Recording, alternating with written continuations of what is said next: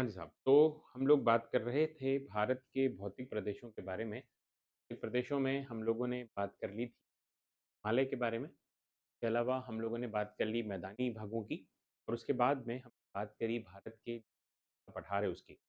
अब हम बात करेंगे भारत के चौथे भाग की, जो भौतिक प्रदेश है जिसमें बात आती है। जी हाँ, ये जो मरुस्थलीय भाग है भारत का, ये भारत के पश्चिमी क्षेत्र में आपको ज़्यादा देखने को मिलता है। रेगिस्तान और मरुस्थल की अगर मैं बात करता हूँ, तो रेगिस्तान या मरुस्थल हम कहते किसको हैं? रेगिस्तान या मरुस्थल हम कहते हैं जहाँ पर अ, वनस्पति या तो लगभग ना के बराबर उगती है, वहाँ पर बरसात का यानी वर्षा का जो स्तर होता है, बहुत कम होता है और वहाँ दूर-दूर तक कोई भी आपको ख़ास तौर पर वन्यजीव या जो वनस्पतियाँ हैं, वो अगर देखने को मिलती भी हैं, तो बहुत कम, यानी कि उनमें डिस्टेंस बहुत ज़्यादा भी हो सकता है।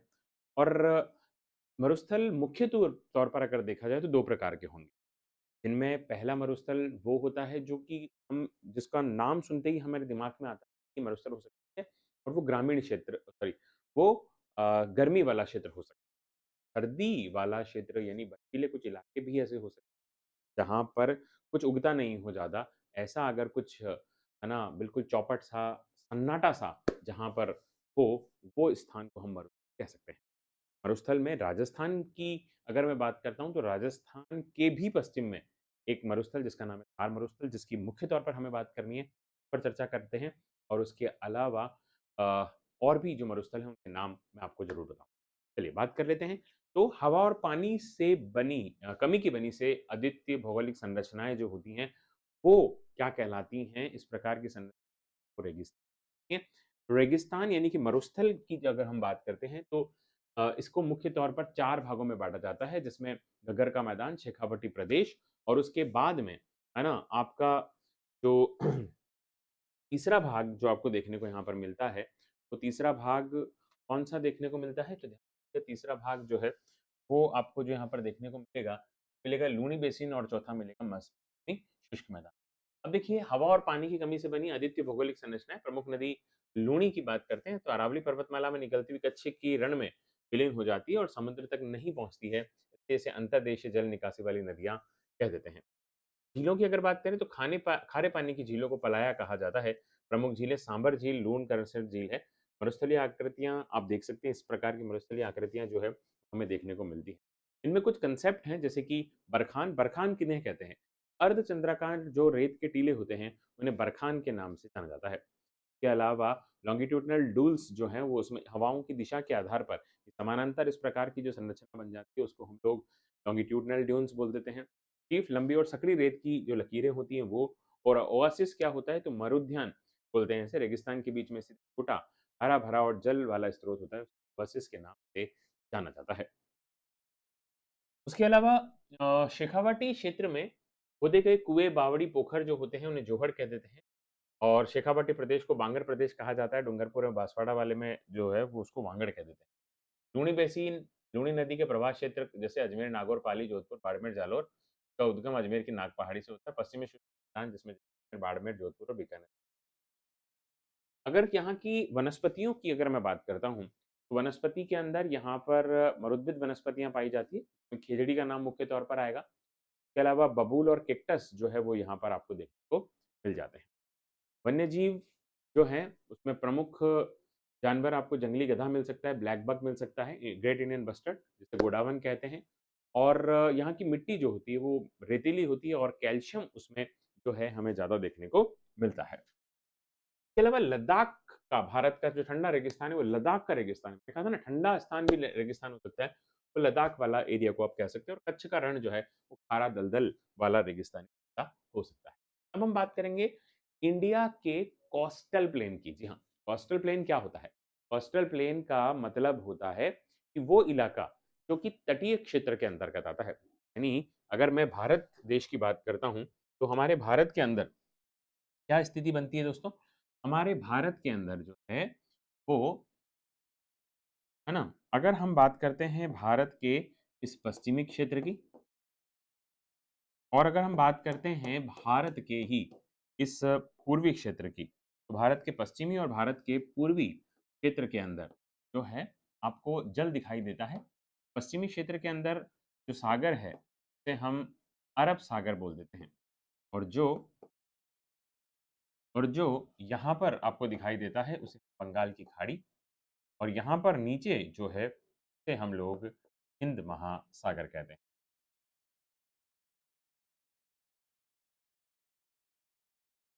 इसे हम हिंद महासागर का नाम दे देते हैं। अब दोस्तों क्या है कि यहाँ पर ये जो कोस्टल प्लेन है आपका, इसमें इसके आसपास वाला जो क्षेत्र होता है इसे हम लोग कोस्टल प्लेन का नाम दे सकते हैं। इसे हम लोग जो है ये तटीय मैदान दे सकते हैं। ये जो तटीय मैदान है, यहाँ की क्या क्या खास खास बातें हैं, इन पर हम लोग अगर चर्चा करना चाहें, भारत के तटीय मैदान मुख्य तौर पर दो भागों में बांटे जाएंगे, जिसमें पहला कहलाएगा पश्चिमी तटीय मैदान, और दूसरा जो है वो पूर्वी तटीय मैदान के नाम से जाना जाएगा। पश्चिमी तटीय मैदान और दूसरा क्या कहलाएगा, पूर्वी तटीय मैदान। तटीय मैदान की अगर परिभाषाओं की बात करूं तो नदियों का जो निक्षेपण है उसके आधार पर प्रायद्वीपीय पठार और सागर के बीच स्थित समतल भूमि की संकीर्ण पट्टी जो है वो इसमें काउंट होगी। एक तो प्रायद्वीपीय पठार से बहने वाली नदियां जैसे गोदावरी, कृष्णा, कावेरी, नर्मदा, ताप्ती अपने साथ मिट्टी, बालू और गाद बहाकर लाती है। समुद्र के किनारे के अलावा ये मलबा जमा हो जाता है जिसे जलोढ़ निक्षेपण कहते हैं, और इसी के मैदान, इसी से क्या होते हैं, ये मैदानों का निर्माण होता है। समुद्री क्रियाएं समुद्र की लहरों द्वारा किनारों को काटने और मलबे को जमा करने से इन मैदानों के निर्माण में क्या मिलती है। तटीय मैदानों का वर्गीकरण की अगर मैं बात करता हूँ तो ये संकीर्ण है, ये वाला क्षेत्र, ये वाला क्षेत्र थोड़ा सा चौड़ा है, ये जलमग्न है और कटा-फटा भी आपको देखने को मिलेगा यहाँ पर, जबकि यहाँ पर ये उभरा हुआ तट है और विस्तृत डेल्टा यहाँ पर देखने को मिलते हैं। और इस वाले क्षेत्र के अंदर आपको नेचुरल हार्बर्स यानी कि जो प्राकृतिक बंदरगाह है वो यहाँ पर, यानी कि इस वाला क्षेत्र, यानी कि जो आपका पूर्वी क्षेत्र है, या सॉरी जो पश्चिमी क्षेत्र है, उसमें आपको ज़्यादा देखने को मिल जाता है। उसके अलावा अगर हम और आगे बढ़ते हैं तो पश्चिमी तटीय मैदानों का अगर हम अवलोकन करते हैं तो विस्तार गुजरात से लेकर के दक्षिण में कन्याकुमारी तक आपको मिलता है। गुजरात, महाराष्ट्र, गोवा, कर्नाटका, केरला, ये सारे के सारे के अंदर जो है यहाँ पर या इसके आसपास वाले जो क्षेत्र हैं इन्हें हम लोग पश्चिमी तटीय मैदानों में शामिल करते हैं। की औसत चौड़ाई 10 से लेकर के लगभग 80 किलोमीटर तक हमें देखने को मिलती है।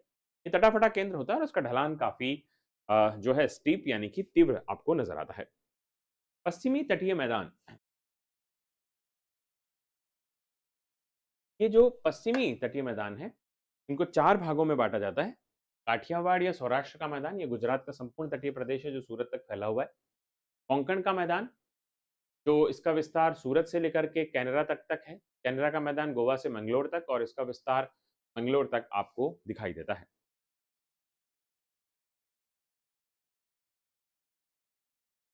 उसके अलावा अगर हम लोग बात करते हैं आगे की, तो ध्यान रखिएगा कि यहाँ पर है ना, पश्चिमी तट की विशेषताएं क्या है। पश्चिमी तट की विशेषताएं हैं कि यहाँ पर आपको दो प्रकार की झीलें देखने को मिलेगी, या यहाँ पर आपको दो प्रकार की जो है संरचनाएं देखने को मिलती हैं, जिनमें मुख्य तौर पर हम कयाल और ज्वारमुद यानी एस्चुरी की बात कर लेते हैं, और उसी के साथ में थोड़ी सी बात भी डेल्टा की भी कर लेते हैं। तो कयाल क्या है, मालाबार तट पर जो कुछ झीलें पाई जाती हैं जो कि खारे पानी की झीलें होती हैं, उनको हम लोग लैगून झीलों के।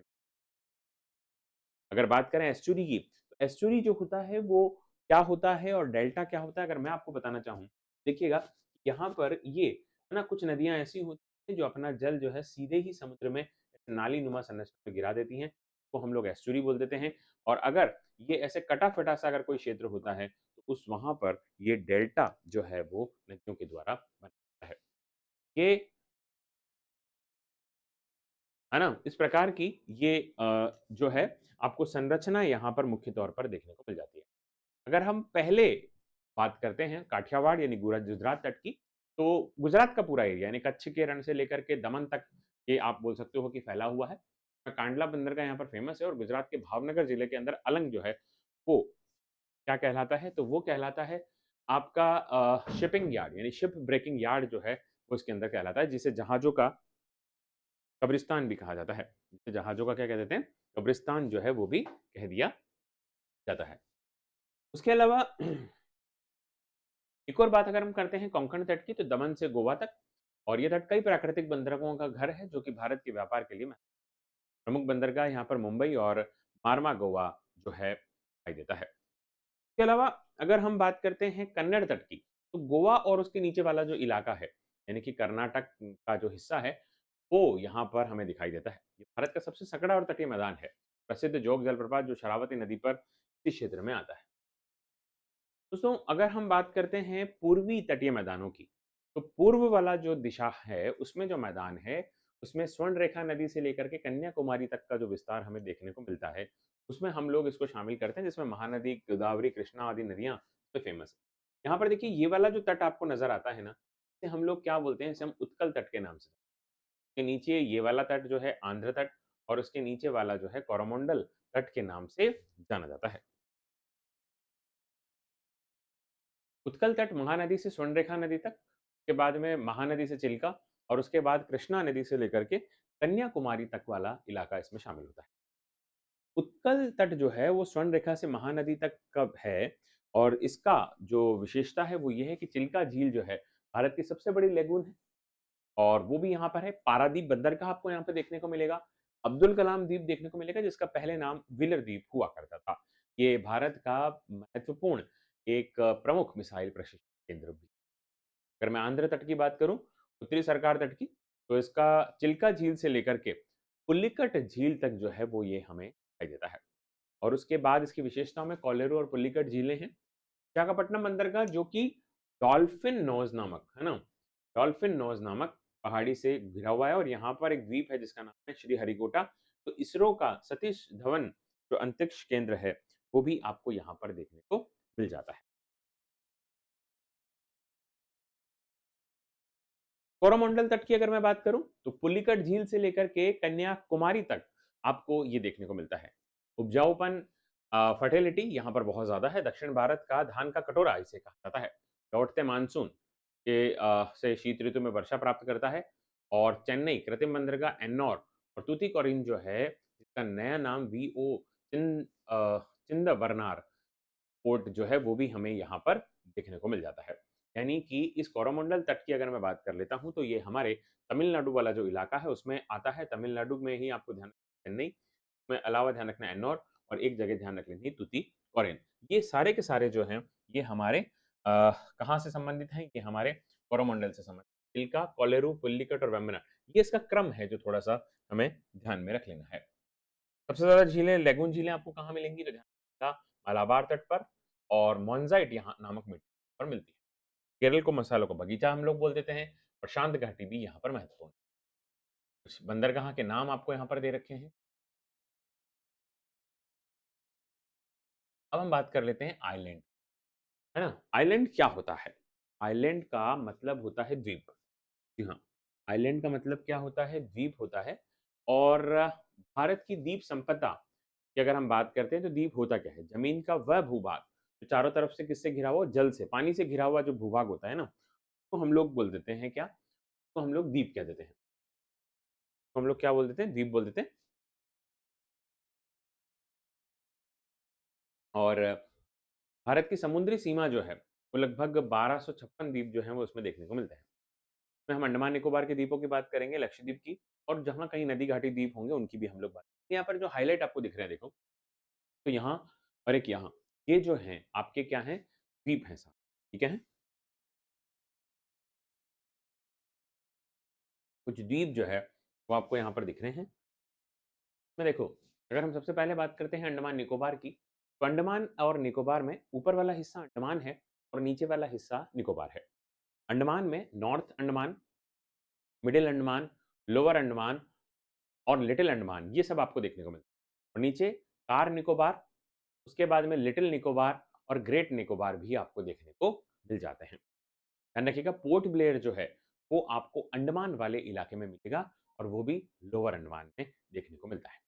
11 डिग्री जो चैनल है वो पोर्ट ब्लेयर को लिटिल अंडमान से, यूं कह सकते हैं कि लोअर अंडमान को आपके लिटिल अंडमान से अलग करने का काम जो है वो इसके द्वारा किया जाता है। इसके अलावा एक बात और ध्यान रखिएगा कि अंडमान और निकोबार को कौन अलग करता है? तो ध्यान रखिएगा, इसको अलग करने के लिए जो चैनल है, तो वो कौन-सा कहलाता है? वो 10 डिग्री का। 10 डिग्री इन दोनों को, यानी अंडमान को और निकोबार को अलग करने का काम उसके द्वारा किया जाता है।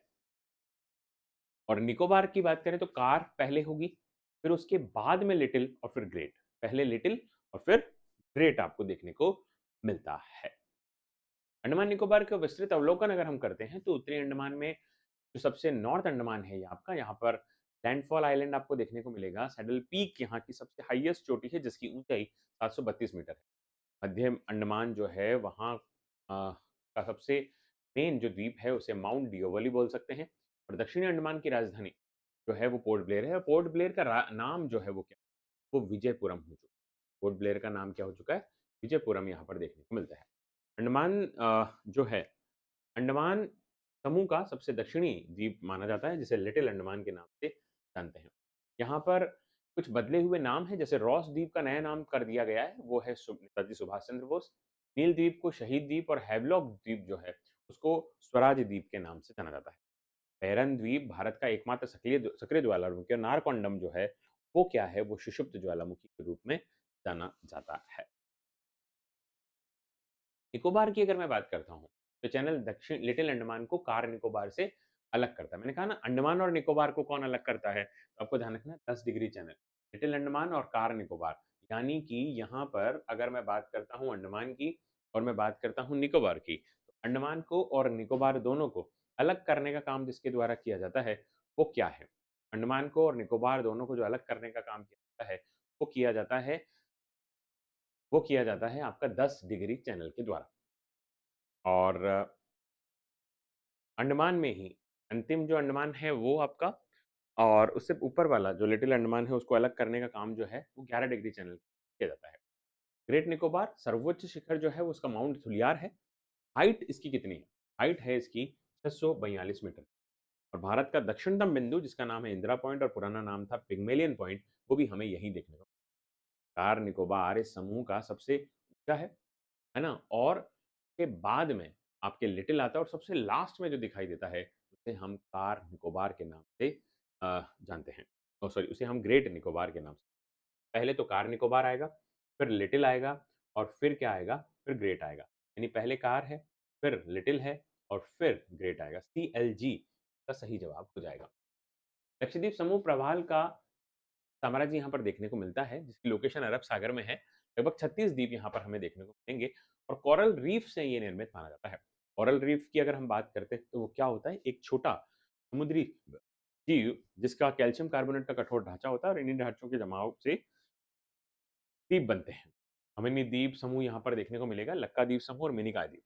कवारती लक्षद्वीप की राजधानी है। अमन द्वीप जो है ऊपर वाला है, लक्का द्वीप बीच वाला, और उसके बाद में मिनी कॉय द्वीप आपको देखने को मिलेगा। यहाँ पर सबसे छोटा द्वीप जो है उसका नाम है विट्रा, अपना ध्यान रखिएगा। सबसे बड़ा जो है उसका नाम एंड्रोट है। आगाती नाम की जगह जो है जगह, वहाँ पर हवाई अड्डा है ना, और कवारती इसकी राजधानी है। भारत के समुद्री चैनल में जैसे मैंने बताया 10 डिग्री चैनल, 10 डिग्री चैनल जो है वो अंडमान को और निकोबार को अलग करती है, यानी लिटिल अंडमान और कार निकोबार को। 9 डिग्री जो है वो लक्षद्वीप को और मिनिकॉय को अलग करती है, लक्षद्वीप को और मिनिकॉय को अलग करती है। ठीक है, तो यानी कि ये पूरा का पूरा लक्षद्वीप और इससे मिनिकॉय को अलग अगर करने की बात करें तो इसके बीच में से जो गुजरती है वो 9 डिग्री है, और मिनिकॉय और मालदीव इसके नीचे आ जाता है। उनको अलग करने का काम 8 डिग्री चैनल का किया जाता है। 8 डिग्री किसको, तो मिनिकॉय और मालदीव याद रखना, मीमा याद रखिएगा, पहले मिनिकॉय और उसके बाद में मालदीव। ठीक है, अगर हम बात करते हैं किसकी, 9 डिग्री की, तो लक्षद्वीप जो कंप्लीट लक्षद्वीप आपका है वो, और उससे छोटा हिस्सा जो मिनिकॉय वाला है उसको अलग करने का काम 9 डिग्री के द्वारा किया जाता है ना। तो लक्ष्य मिनी, है ना, लक्ष्य मिनी। लक्ष्य क्या मिनी होना चाहिए, लक्ष्य क्या छोटा होना चाहिए, नो, बड़ा होना चाहिए लक्ष्य। तो लक्ष्य मिनी नो, 9 डिग्री लक्षद्वीप और मिनी कॉय को अलग कर दी। और लिटिल कार आपको मिलेगी 10 रुपए में। लिटिल अंडमान और कार निकोबार 10 डिग्री चैनल। और कुछ अन्य द्वीपों की अगर मैं बात करता हूँ, एक आता है माजुली द्वीप। माजुली द्वीप जो है ये असम की ब्रह्मपुत्र नदी पर आपको मिलता है। ये विश्व का सबसे बड़ा नदी द्वीप है, भारत का पहला द्वीप जिला भी है। इसे सोनोवाल जो यहाँ के मुख्यमंत्री थे उन्होंने, क्योंकि यहाँ पर सोनोवाल जनजाति जो है वो निवास करती है, उन्होंने उनके द्वारा इसे क्या कर दिया गया, जिला घोषित कर दिया गया है। मध्य प्रदेश नर्मदा नदी पर ओम के आकार का श्री ओमकारेश्वर ज्योतिर्लिंग यहाँ पर देखने को मिलता है। महाराष्ट्र तट पर मुंबई और ठाणे शहर इसी द्वीप पर है, जो महाराष्ट्र तट पर। और उसके अलावा गोवा मांडवी नदी, मुहाने पर है। गोवा की राजधानी जो है वो पणजी इसी द्वीप पर है, ये बात। तो ये कुल मिलाकर के आपको बातें समझ में आती हैं, यानी कि महाराष्ट्र तट जो है वो सालसेट द्वीप पर है, और पवाड़ी जो आइलैंड है वहाँ पर गोवा की राजधानी पणजी हमें को व्हीलर द्वीप, जिसका नाम अब्दुल कलाम कर दिया गया है, उड़ीसा में है। भारत का मिसाइल से संबंधित, तो अब्दुल कलाम से आप याद भी रख सकते हैं, मिसाइल मैन कौन है? एपीजे अब्दुल कलाम। श्रीहरिकोटा, श्रीहरिकोटा द्वीप जो है वो आंध्र प्रदेश में है, और सतीश धवन अंतरिक्ष केंद्र इसरो का लॉन्च सेंटर है यहाँ। एक द्वीप है जिसका नाम है हरिकोटा, उस पर एक सेंटर है, अंतरिक्ष केंद्र है, उसका नाम है सतीश धवन। और किसका है ये? इसरो का। किसका है ये? इसरो का। सागर द्वीप जो है वो पश्चिम बंगाल के गंगा डेल्टा पर आपको देखने को मिलेगा। प्रसिद्ध हिंदू तीर्थ स्थल गंगा सागर नाम अगर आपने सुना हो तो यही है। और पंबन द्वीप, रामेश्वरम का नाम आपने सुना होगा, जो कि श्रीलंका और तमिलनाडु के बीच में है। प्रसिद्ध रामेश्वरम तीर्थ स्थल यहाँ पर आपको देखने को मिलेगा, और इसका दक्षिणी बिंदु धनुषकोटी राम सेतु का प्रमुख बिंदु है, जहां से ऐसा माना जाता है कि ये भारत और श्रीलंका के बीच का सबसे सबसे समीपतम हिस्सा आप इसको बोल सकते हो। अ, ये हमने बात करी है कि ये जो मैं हिस्सा बताना चाह रहा हूँ आपको, कि यहाँ से ये वाला हिस्सा, है ना? यहाँ से यहाँ तक ये जो धनुषकोटी है वो यहाँ से पास पड़ता है इस वाले इलाके से। इसके अलावा मलेशिया जो है वो मलेशिया, थाईलैंड, ये जो है भारत के इसी वाले हिस्से में, यानी अंडमान निकोबार के इस तरफ से यहाँ पर पास पड़ता है। जबकि अगर आप चलते हैं आपके लक्षद्वीप से नीचे की तरफ तो आपको मिलेगा मालदीव। ये द्वीपों के आसपास के देशों की स्थिति मैंने आपको बताई है। मलेशिया कहाँ पड़ता है? मलेशिया अंडमान निकोबार के पास, और मालदीव जो है वो लक्षद्वीप के पास पड़ता है।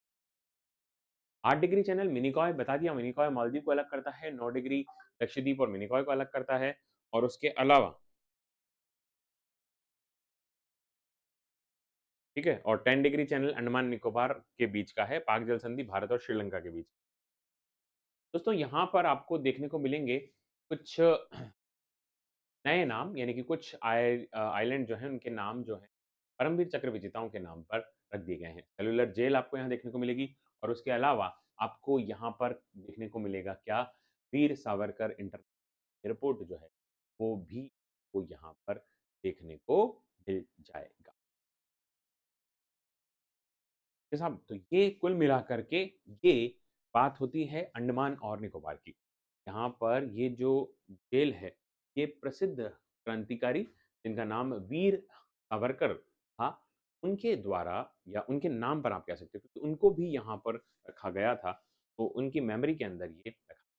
सुभाष चंद्र बोस के 126वें जयंती पर ये 21 नाम या 21 जो लोग हैं, इनके जो कि परमवीर चक्र विजेता रहे हैं, उन्हीं के नाम पर ये द्वीपों के नाम रखे गए थे। ये थी आज की कहानी। जय हिंद।